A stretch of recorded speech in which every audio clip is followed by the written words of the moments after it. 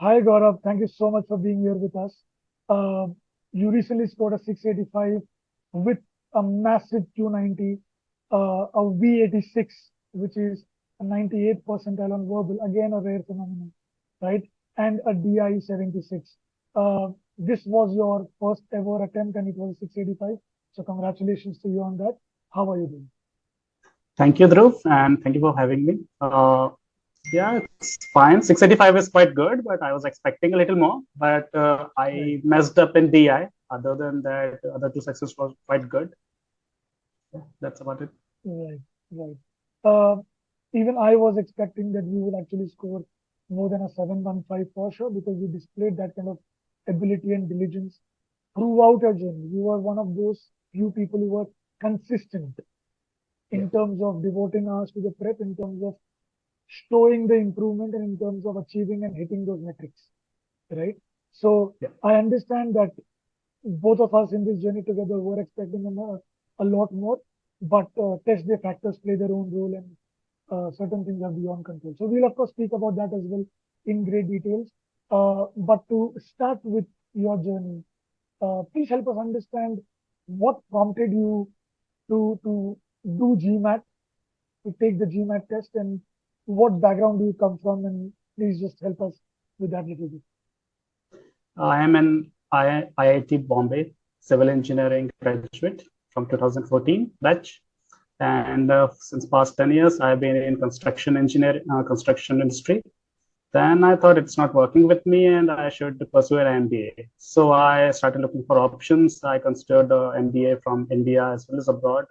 I consulted with my friends and teachers, and they suggested MBA from abroad would be a better option. So then I started searching for what should be my approach. Then I came across certain forums in which they suggested to go for GMAT books. So I got official GMAT books. I tried reading them for a couple of weeks, but it did not work for me. Then I started for other options, and I somehow through internet read about eGMAT, and then I searched for its reviews, and they were quite good. So I opted for eGMAT, and it has been like 4 months with eGMAT, and it was quite a very good journey. Like eGMAT covered all the basic areas and really give you a good practice and teachings. So it helped me a lot. Right. So that's how you landed with EG. Yeah. Right. So Gaurav, I could see that on the portal you took your first Sigma smoke, which was a diagnostic test where you Yes. scored a 575. So you've actually Correct. improved by 110 points, right? Hmm. Which is again an achievement in itself, right? Yeah. And you were starting at a V80, Right. right? So you've actually come a long way in verbal as well. So when you were starting with your journey with verbal, what were some initial challenges that you were facing before you started? Right. See, I'm from an engineering background, so obviously my verbal was very weak. So I started with verbal first to cover my weakest area first. And yeah, I did not have had a hang of how to approach the RC questions or the CR questions. I struggled in them a bit. But eGMAT was very comprehensive from the basic, and they really helped me clear the basics, and their approaches like pre-thinking really helped me a lot. And other than that, then Sigma X are there in eGMAT. They help us identify our weak areas and best practice quizzes also. So help me a lot. Right. Could you elaborate on how was the journey with mastering the pre-thinking process? Because uh, if I have to just show you on the screen, you did extremely diligently on the course. You see all these A grades over here that speak about your diligence. And when we go to the Scholarium, and let's go to your cementing quizzes, you did exceptionally well here. So I'm very sure that you would have mastered pre-thinking. So just help us with how did you go about pre-thinking and what exactly is pre-thinking and how does it help? In pre-thinking, they taught us to think about the options or the possible answers first so that we can get a hang of the passage without looking at the answers. So that really helped us comprehend the passage, what it's saying and what the question is asking. So it really helped. Yeah. Right, right. So after you did extremely well on CR, you would have surely moved on to RC. You Right, just mentioned that RC was also a pain point, right? right. And so was the reading speed and reading strategies a pain point as well? Yeah, that was initially I was taking close to 7 minutes to read a RC passage. Right, So that came down to 3 to 4 or max 5 minutes. So that really saved my time. And there were certain strategies how to read each para, how to summarize each para, then what to read, what not to read, or how to brush through the paragraph. So that really helped, yeah, saving my time as well as in comprehending the passages. right, right. You also mentioned about scholaranium and test practices being an integral part of your improvement. Yes, Uh, how was your journey with scholaranium and practicing a lot of quizzes on scholaranium? Because you did use scholaranium extensively. You right. leveraged all the resources that you possibly could on the portal, and this is your RC hard performance, where there is a dip in the between, but then there's a Yeah. huge surge that consistently went up. So Mhm. how did you practice verbal questions on scholaranium, and how did that help you prepare? See, I have gone through all the theories first. Then I started my scholarinium journey. And yeah, it really helped me with identifying the gaps so that I can go back to the concepts again and rectify them and go take the quizzes again and improve that. Right, right. Would you also maintain an error log? I'm sure you would be. Yeah, I did. It was a very good approach to identifying the errors and yeah, rectifying them. And Dialog also helped in revisions, what mistakes I did in my past and how did I correct it. It was really good. Right, right. Uh, so when we speak about your verbal journey, it was a fantastic one. I just showed everybody your grades, your cementing performances, and your diligence, right? So when you realize that, okay, verbal, one of the biggest challenges was out of the way. It was Yeah, time to move to quant, right. right? When you moved to quant, I remember we had a conversation where you seemed to be very chilled about the quant course coming up because you come from IIT Bombay and Yeah. quant is always a cakewalk. But you were still starting at an 81, probably because of some time gap, I believe, Yes. right, from studies. So I really would have liked to understand what was going on in your mind. Was it a lot of confidence that, oh, it's just quant, I'll just do it? Or because you went through the course diligently again, you did not like Mhm. skip things. So Correct. what was your approach? I really want to understand. See, coming from a maths background, I was confident about my maths skills. But at the same time, I knew that it has been about 10 years since I have touched maths and the basics of maths. So Right, I knew I can do it, but I'll still need some pressure. So that's where GMAT, eGMAT helped me.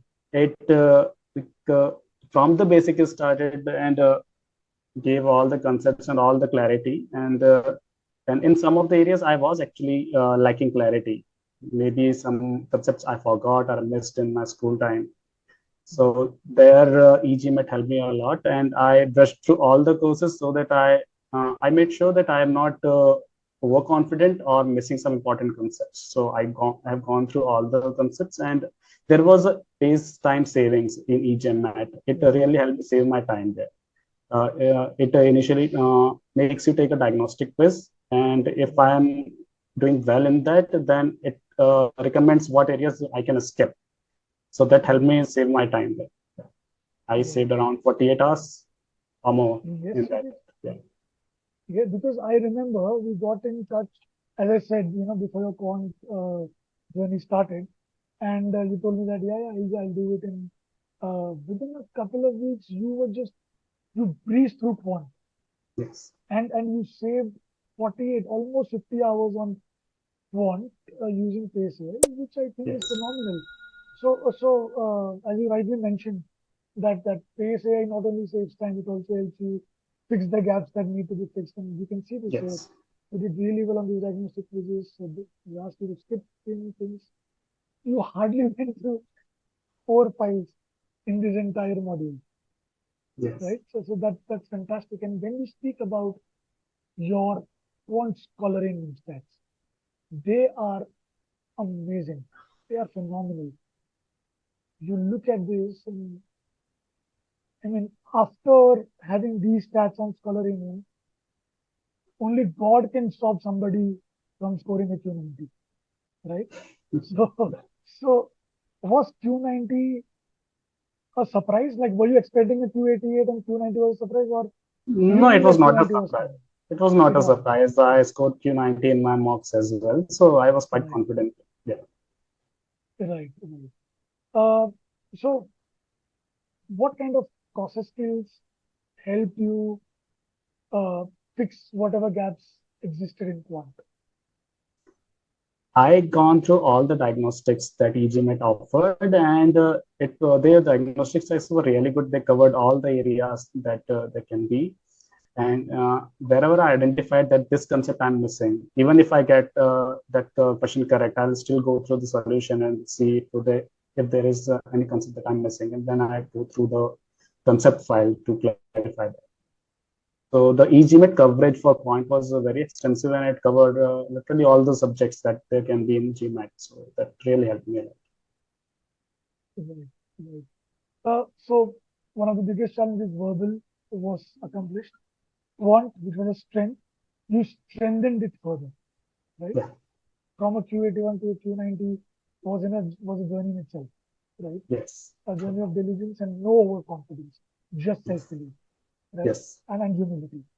Uh, DI, which is a completely untouched kind of Right. an area for people Mm. who are just preparing to go for GMAT focus, right? Right. And people who were actually planning to do GCE, right? Mm-hmm. But then GFE DI was an unknown territory.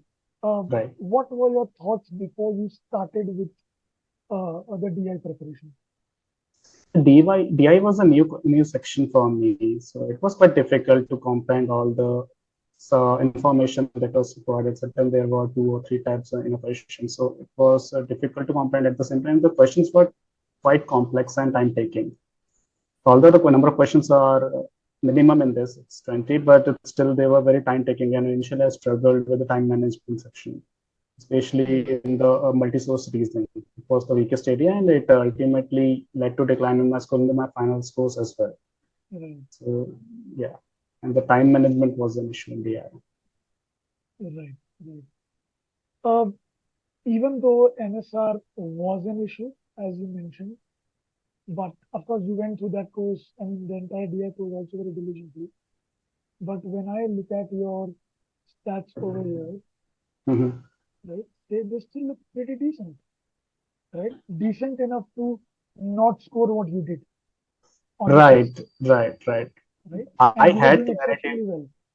Yeah, through I had clarity with MSR, but under the test conditions, it was differently. So under the time pressure, maybe I rushed through them or something like that. Okay, And in DI, the last question I missed. I could not attempt because of time constraints. So that also, I guess, played the role in declining my cascade scores. each. Yes.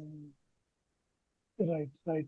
Uh, so after you finished your DI, again, very smoothly, there were a few time management issues, but that is what DI is all about. It will Yes. constantly, pose this time management challenge, and you need Mhm. to find a way through. Right. Uh, when we go to your mock journey, right? I remember when we got in touch, you were at a 635. You had already improved from a 575 to a 635. And this Right. was before I believe you started quant, Right. right? And then there was a good 50-point search, a 685, and then if you look at your DI performance, where was it? It was a D82, and the Mhm. next one was a D87. So even though these DI questions pose challenges, you still found a way through, right? Right. So something would have really gone wrong on the test that Yes. put you off. Do you remember anything like that? Precisely if you remember as to what was the moment when you realized that DI is not going away. Yes. I felt the questions in DI were hard. Uh, than what I was practicing. Maybe because before that I attempted the quant section, I scored a perfect Q90 there. So maybe the GFE like upscaled the questions in DI, and yeah, and there was again time pressure. I faltered in one or two questions initially, so that created the time gap. So then I was rushing through the questions to get it all covered. So that may be one of the factors as well. Right, right. So it is extremely important, this for all the aspirants out there. People are going to take the test. This was a strategy that Gaurav and I had discussed also before he took the test, before he was taking the mock, that uh, try not to make mistakes on the initial questions, because that not only sets the tone for your test mentally, but also helps you grow, in the test in terms of the difficulty level of the question that you face. Right. So it's important to try that you get questions correct initially. And because Gaurav had done exceptionally well on quant and verbal, that kind of maybe came back to trouble him a little with DI, I think. Right? Something like that would have happened. Yes. Right. Apart from this, Gaurav, were there any? Let's talk about the test day. Okay. Because mental conditioning and being mentally prepared for the test is another important factor, because we usually see that there are a lot of people doing exceptionally well on the mocks, but crumble under test circumstances because the energy is pretty anxious around, right? Right. How did you condition yourself mentally throughout your mock stages till the last day of your test? Please just take us through that. Yeah, I took eGMAT Sigma X mock test 3 days prior to my exam, and I scored a decent 715. So I was expecting something like that. Then I again took one mock official GMAT mock test, and I scored again 715. So it was quite good, and Dhruv, you were also there with my journey of preparation for the last month of this whole preparation. Yeah. So it really helped, and we discussed certain areas where I was weak, like in verbal. She helped me. Other than these resources, so where I can bridge the gap, where you also give certain tips on verbal and as well as DI. That really helped. But on the test day, as usual, the exams make you nervous. So it was one thing. Then, yes, I was quite confident initially, but once I started faltering, that led to the demise in the eye. I understand. And did you have a good night's sleep before the test? Yeah, quite good. Like 5, 6 hours. Okay, okay, that's nice. You just mentioned about me being a part of your journey, and it was a Yes. privilege because I remember I got in touch with you when you just finished our verbal. What prompted me to offer you the last mile push program was sheer diligence, right? Uh, we now have that feature of the journey view grades, which I just showed before, which speak volumes about one's diligence. And I knew that if you uh, became a part of the last mile push, uh, you could actually channelize your diligence, and that is exactly what we did. Uh, if you want to highlight top three features of how the last mile push helped you, the program helped you, what would those be? First, you got me motivated even more, and that led to increase in consistency. Then you identified certain key areas where I can improve. You had gone through all my profile, all the tests that I taken, and you identified, see this, you can improve this, you can do this. For this, you can refer to this material as well, and brush these concepts. So that really helped. It's always good to have a companion, right? Right. Because there are certain areas which may miss out on, right? Right. And when you have a second person watching it, the person may spot it. So, but my journey with you was a very smooth one. Barely a few hiccups, which I think are a part and parcel of every journey, where we had to work on certain areas of improvement, as you just mentioned. But overall, the journey was fantastic, right? What would be your learnings out of this GMAT journey, which you would keep you with yourself for the life, for your entire life? It's more about consistency and intelligence. like I am preparing as well as working, so I could only spare 1.5 hours each day. That's why it took me 4 months. Otherwise, and people can do it in 1.5, 2 months as well with this course.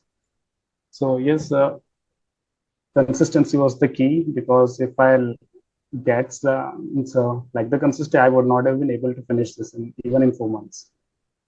Right. Yeah, and the motivation, why do you want to do this? You have to get it clear in your mind, because 4 months is a long journey, and if you miss on it on the motivation, then you will not be able to. Right. That's perfectly put. Right, Gaurav. So, Gaurav, what came to your mind when you saw that 685 pop on the screen? Uh, of course, I know what could have come to your mind because we were expecting a higher score, but Right. uh, just take us through those emotions. See, I was scoring 715 consistently in the last 2 marks that I took. So 685, I was disappointed. And I thought, yeah, I can retake it again. Yeah, that was the thoughts. But at the same time, 685 was 97 percentile. That's 740 in the traditional market format. So I also thought I can start my application process at this stage, and I can improve the scores later as well. Right. So what kind of colleges are you targeting? I'm targeting for like London Business School, INSEAD, or IESC, in the European schools, top three. Okay. All right. So Gaurav, we wish you all the best for your application journey. It Thank was a you. pleasure to have been a part of your journey and to see you do so well, and to see you contented with what you could achieve in this journey. So Mhm. thank you so much for doing this Thank, interview and sharing your insights with the aspirants out there. You're doing a great job by doing this. thank you, Dhruv, and thank you so much for being a part of this journey with me and be a guide from. Thank you so much. Not at all. It was sheer pleasure, Gaurav. Thank you so much. So, thank you.